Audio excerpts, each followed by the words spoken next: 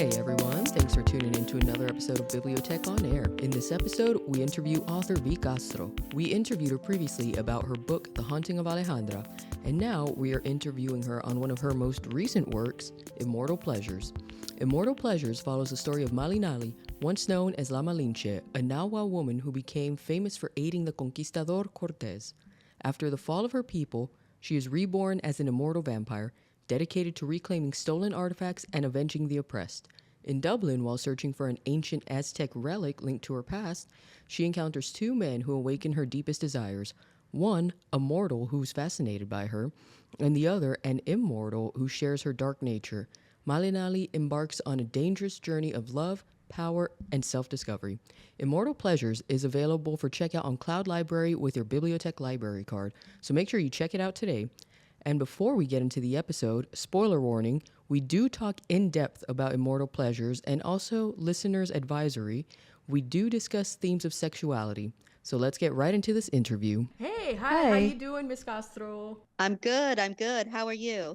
Doing Good. all right. Thank you very much. It's Good. me, Ruby, and Rosanna again. Thank you for taking the time to join us for Oh, no problem. to talk about your book, Immortal Excuse Pleasures. me. So if you're Oh, ready, we thank can you. let's go ahead and dive right Yeah, into let's this do question. it. Cool. Okay, cool beans. Absolutely. All right. So similar to your last book, The Haunting of Alejandra, we meet the protagonist, Malinali, who has reclaimed her identity and her body after many long years of kind of being ashamed and weighed down by the events in her past that, she was unfortunately a victim to, of the conquistador. So what made you want to choose the real life of Malinali for your book? Like, what do you hope people who don't know about her story take away from this? Well, that's the whole thing. So many people do not know her story. So much of our history is through a very specific lens, and I wanted to widen that. I want people to know who she is and her place in history, and what her life and the lessons of her short life, what we can learn from them. Um, you know, what she did was, she was called a traitor, but what she did was quite incredible. Mm-hmm. And, but also if you're in her shoes, if you are a slave or enslaved, like, no is not an option. Yeah. Say, no, I really don't feel like doing that. It's Right. not an option. So I really wanted to kind of go into her life, at least what little we know, Mhm. but then also give her some hope, give her another legacy, one of empowerment, just like a lot of women who are kind of forgotten in history. Mhm. Mm-hmm. I want,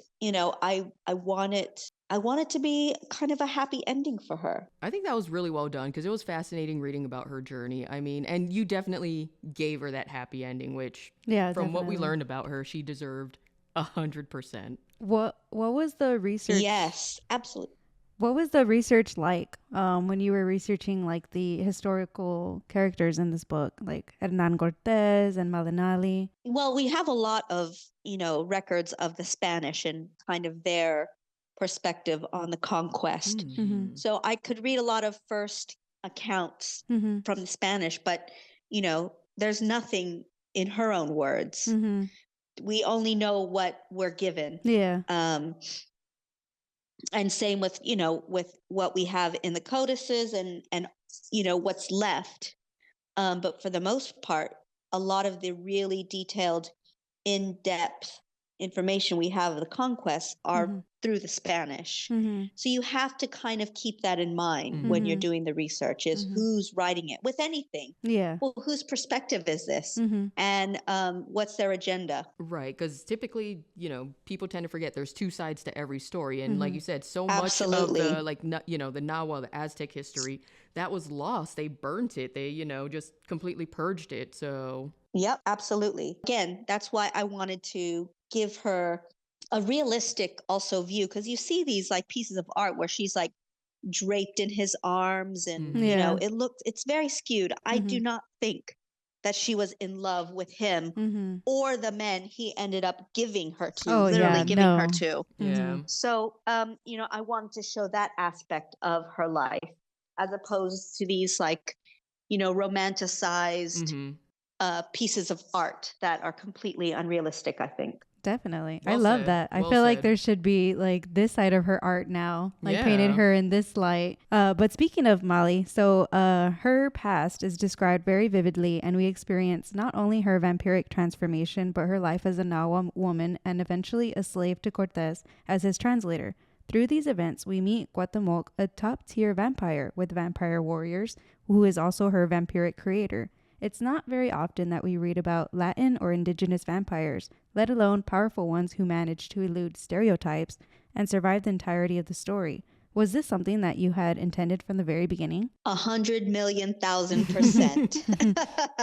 Because we only get one perspective, and that's why I feel like this book is so important to me, and I hope that more people will read it and will buy it and share it online, because it is a different perspective. It does give you a different type of vampire from a different part of the world, and I absolutely wanted to showcase that and have vampires with a different lore, as opposed to the same old, same old.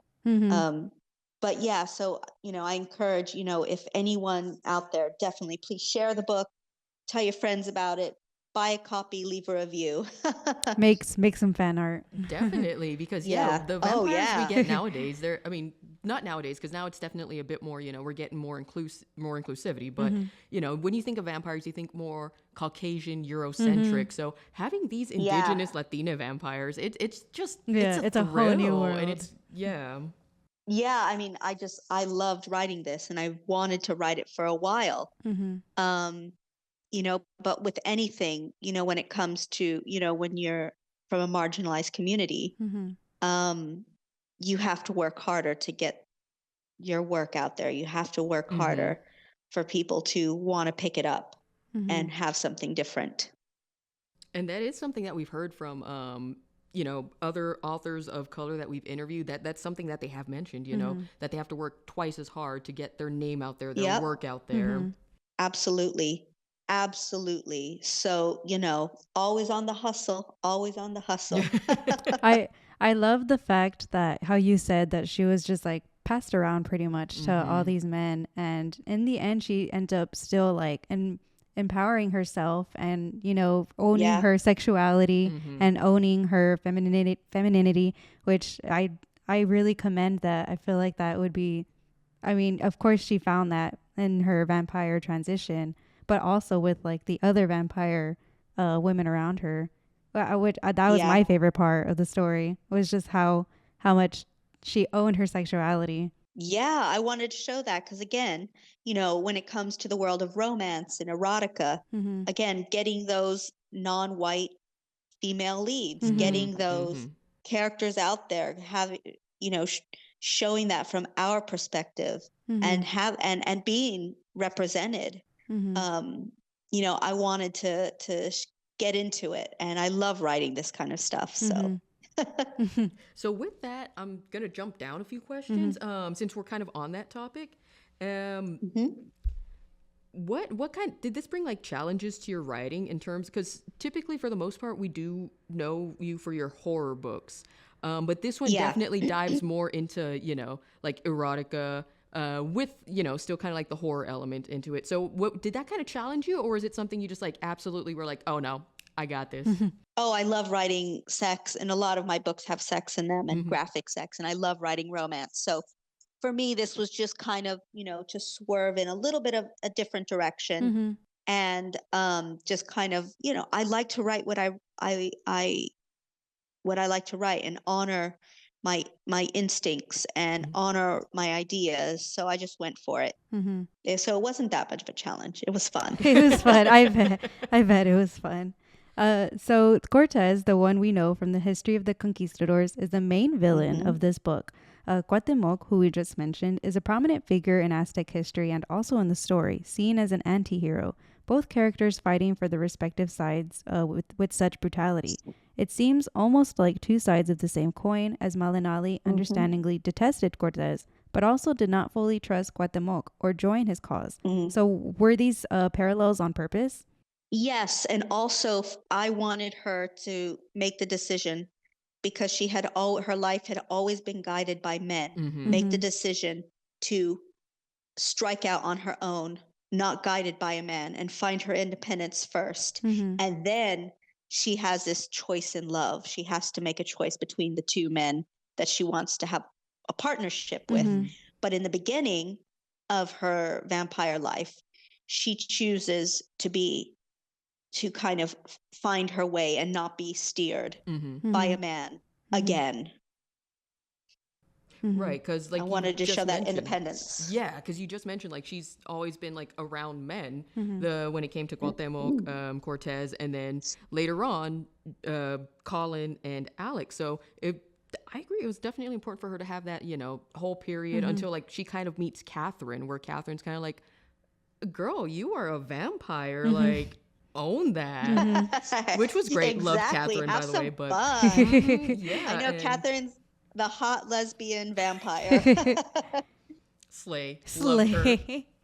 But with that said, bringing like kind of still talking a little bit about Malinali, you managed to make the story alternate between her past and present so like seamlessly, reflecting on how she survived her horrors, but also in tandem with like how successful and powerful she has become. Like she becomes someone who, after reclaiming herself, and she's like, okay, I am like this badass vampire. Like I'm gonna start doing what I want, and part of that is she reclaims artifacts lost to her culture that have been stolen from her culture. Like they do mention something that is very well known, like the Montezuma headpiece that is stuck in Europe, and I just think it's super cool that you kind of touch on these other aspects as well. Like we've not only been robbed, like people weren't robbed of their lives, but like we've been robbed of culture, history.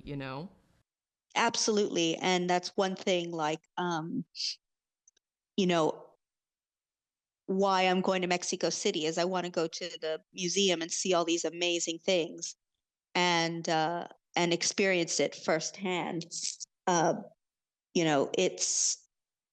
It's part of our history. It's part of, things that could give us hope and joy. And also, it's important for us to know yourself. It's important for us to know ourselves individually and as a people, but you need to know where you come from. You need to know your history. You need to get in touch with your ancestors. And I think that's important part of the piece is seeing those artifacts. Definitely. Like Chantico skulls, who we're gonna jump into in just a second. Those were such a powerful motivating force for Malinali, especially when she got wind of, oh, they are still around, like they're over in Europe. That's what sets her off on this whole journey. Where she finds, people from her past are still alive. She finds love. She finds everything. Yeah, absolutely. She goes on this journey. She's had this journey of self-discovery, and then, love happens. She gets it, she loses it, and then it comes back to her. And, but it was these skulls, it was this passion of hers that really kind of was a catalyst for all this. So yeah, that's how did want that. For her to have her thing first. And it was kind of like she had to learn to love herself again, which we've talked about quite a bit before, all of this unlocked for her in a way. Yep, absolutely. But absolutely. No, go ahead. Oh no, go ahead. I was done. No, I'm sorry. Okay, I was just gonna jump into a little bit more about Chantico, who was she was such a fan favorite. Oh my gosh, she was a wonderful character. She was so soothing, but she was such a fierce character as well. And like we just mentioned, many of the story's motivations are tied back to her. She seemed to ground the people around her in a way, from Cuauhtemoc with his very brutal ways to Malinali with her suffering. And again, those skulls are just what sets her off. Because Chantico was probably like one of the only people during that time who showed her like real love. Yeah, because she had a very, we know for a fact she was, I didn't want to talk about it because obviously she was a minor and I don't like, but she was sold when she was really young, and, she was enslaved from a very young age. And, you can only imagine what her life must have been like as a female. So I wanted to show that compassion, that mother figure, that love, because I think that's very important. And vampirism is about rebirth. It's about dying, completely surrendering your life, your soul, and you're reborn. And Chantico is like the mother she never had. She has this maternal figure. She has this very pure love, this person in her life that, gives without asking. And she's able to grow with that. That's what I wanted to show with Chantico. Yeah, it was like, we kind of knew it probably wasn't going to have a happy ending for Chantico, but Yeah. I mean, the way that affected Cuauhtemoc too in the book, I mean, because he was, that was his grandma. But I wanted to show the machismo, the Yeah. opposite of, definitely. that kind of like, that very, that macho, primal, tribal kind of, testosterone leader, testosterone driven leader. Whereas Malinali, she's just exhausted. She's tired. She's so tired from everything. And she just needs to do for herself. Right. She spent all her life giving and giving and giving. And now she was just like, oh, I wanted to show the difference between her and Cuauhtemoc. Right, because as much as she loved Chantico, it could have been easy for her to be like, yeah, get me on board. Let me go ahead and, we'll just kill all these people. Yeah. But like you said, she's so tired. She's been through so much violence. She just lost someone that Exactly. absolutely meant the world to her. Like, that's a lot. Yeah, exactly. More violence. She just could not stomach it. And trying to figure out this new thing she was, this, this new creature. So I wanted to give her time. And so the book does end on a fairly positive note with Cortez dead, Malinali and Alex together, Colin alive and inspired, and it seemed very open-ended too. So with Malinali mentioning wanting to find Catherine, since there is evidence she may still be alive in Europe, are there any plans for a possible spin-off or sequel to Immortal Pleasures? You know what? The only way there could be a spin-off or sequel is if all y'all guys buy a ton of books. Facts. If you guys, basically I'd have to sell a ton of these and it'd have to really skyrocket for me to be given the opportunity to write another one. But I would love to follow her journey. Next summer, I have another vampire book. Ooh. So if you like Malinali, you're going to love Maria Munoz. Nice. From Juarez, kicking ass in a hat, boots, and a Selena Quintanilla t-shirt. Oh, let's go. So that's next summer. And then in Feb, I've got another really sexy book called The Pink Agave Motel. And that's like a short story collection with the novella, The Pink Agave Motel, in there. And you get all these creatures from Latin America in this one hotel. Nice. Motel. Sick. Yeah, that comes out in February. Yeah. Like different legends, like creatures from legends. Like interacting with each other. Yes, you do. You've got a story in there called the Carnival of Gore, which is set during Carnival in Brazil. You have, the Pink Agave Motel with all of these legendary creatures. So it's all very different. Nice. That sounds awesome. I'm looking forward to reading that. We better get that on cloudLibrary, and y'all better go buy this book so there can be more written. 100%. But was there anything else you wanted to talk, kind of share about Immortal Pleasures, like whether it was more of the characters, the creatures, or maybe like the vampires, or the writing process, like anything else that you wanted to tell us about it? No, just that I absolutely love writing about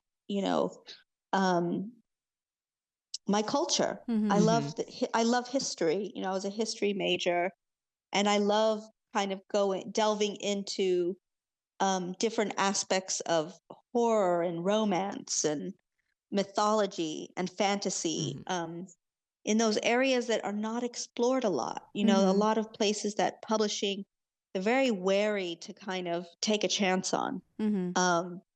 And yeah, just, I think the biggest takeaway with Immortal Pleasures is, please, if you love your writers and your authors from marginalized communities, please, please, please share the work, Mm-hmm. leave a review, tell everyone to buy a copy. Mm-hmm. It all matters. It all keeps us writing and giving you these stories that we just love to write. Yeah, and I wanted to base a vampire based on kind of Aztec belief on, using things like tonali, which is like soul energy, Mm-hmm. and, her being able to be in the sun and loving the sun. For me, Maria the Wanted, when that comes out, you'll see the same thing. She's rejuvenated by the sun and she's in Mexico. And yeah, yeah. I love that. I noticed that too. Like a lot of your vampire characteristics are a lot different than your traditional vampires too.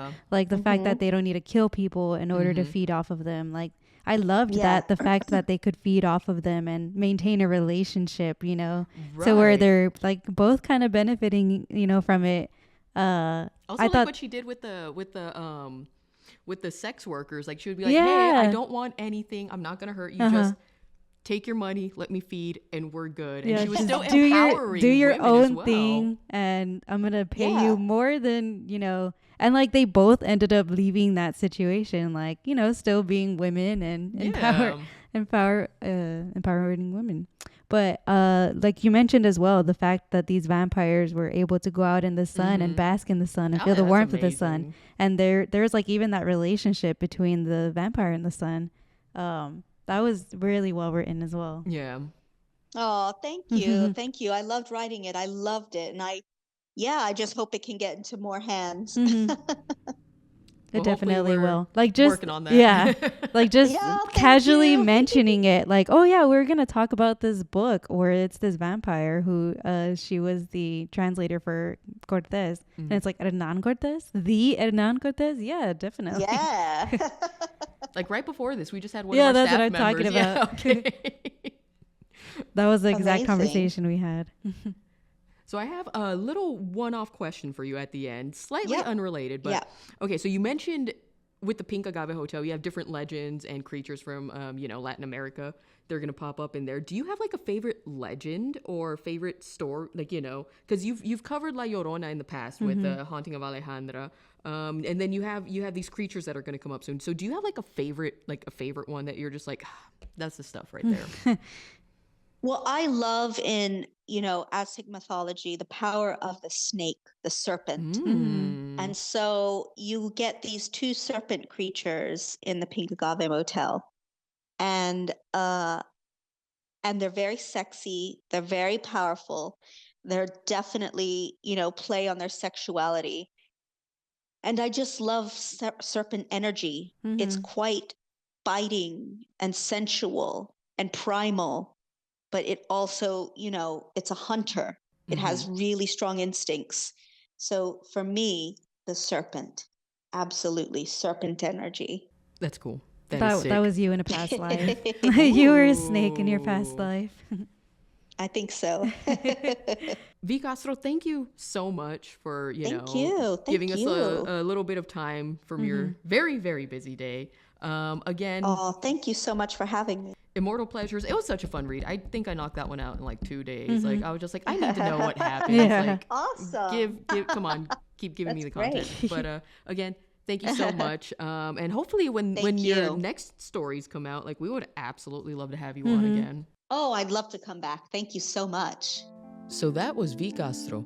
Thank you for tuning in to another episode of BiblioTech on Air, and we'll catch you on the next one. Bye.